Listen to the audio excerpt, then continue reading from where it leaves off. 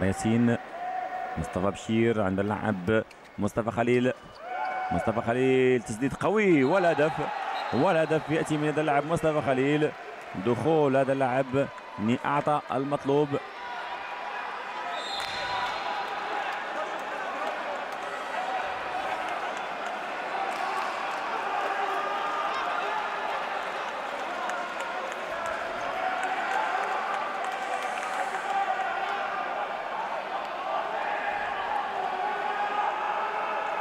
هجمة لإفادة فريق الزمالك المصري. الآن الزمالك يحاول أن يعود بعدما أصبح متخلفا بفارق هدفين. استبعاد لتقاطير إلى اللاعب علي زين.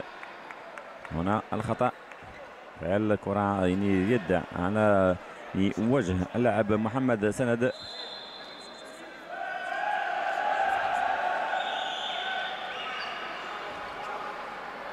بودي عند اللاعب سند وتسديد قوي جدا، تسديد رمية قوية جدا من طرف اللاعب محمد سند يسجل الهدف السابع. احتاج فريق الزمالك لوقت طويل لتسجيل هدفه السابع، وقت طويل للعودة وإعادة تقليص فارق الأهداف. في المقابل فريق الأهلي سجل 4 الأهداف متتالية منذ أن كان متخلفا ب 6-4، تمكن من العودة في النتيجة إلى 8 مقابل 6. الآن فارق هدف واحد. بودي ومحاولة الاختراق من طرف اللاعب عمر ياسين، لكن ارتكب الخطأ والهجمة تصبح لفريق الزمالك. لم يتحكم اللاعب خالد حسام في الكرة، وكما ضاعت على فريق الأهلي.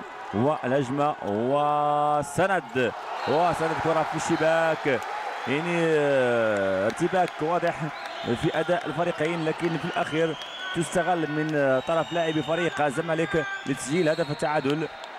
إذن التعادل 8 أهداف مقابل 8 على بعد حوالي 4 دقائق من نهاية الشوط الأول. مصطفى بشير للاعب مصطفى خليل عند اللاعب عمر ياسين. مصطفى خليل، مصطفى بشير اللي ما شفناش القوة ديال الأداءات والتسديدات ديالو لحد الآن. يواجه دفاعا ضاغطا واستبعاد لدقتين للاعب محمد سند.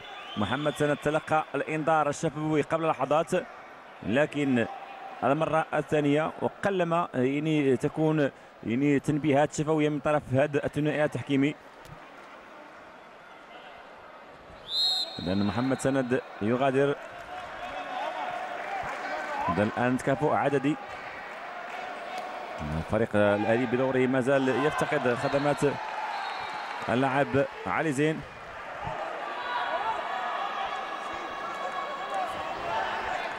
علي زين الذي سينضم إلى الفريق الآن.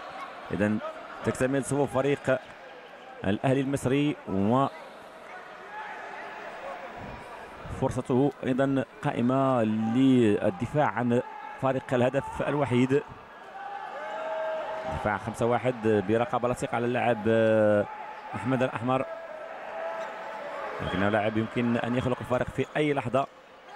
أحمد الأحمر يأخذ الكرة عند اللاعب بودي، محاولة الدخول من طرف اللاعب خالد حسام ضائعة. هجمة لفائدة فريق الأهلي المصري، ومصطفى بشير يسجل الهدف العاشر. مصطفى بشير يسجل الهدف العاشر ويعطي مرة أخرى يستعيد فارق الهدفين. فريق الأهلي يستعيد فارق الهدفين 10 مقابل 8 على بعد 2.5 دقائق من نهاية الشوط الأول.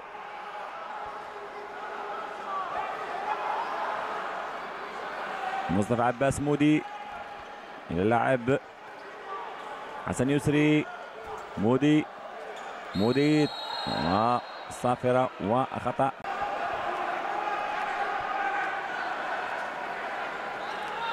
هجمة لفائدة فريق الزمالك في الثواني الأخيرة. أحمد الأحمر قلت أنه لاعب خبير، لاعب نصف فرصة يمكن أن يخلق منها التفوق وتسديد من بعيد، لكن ضائعة على اللاعب عمر ياسين. إذن ينتهي زمن الشوط الأول بندية كبيرة بين فريقي الأهلي والزمالك، مباراة نهائية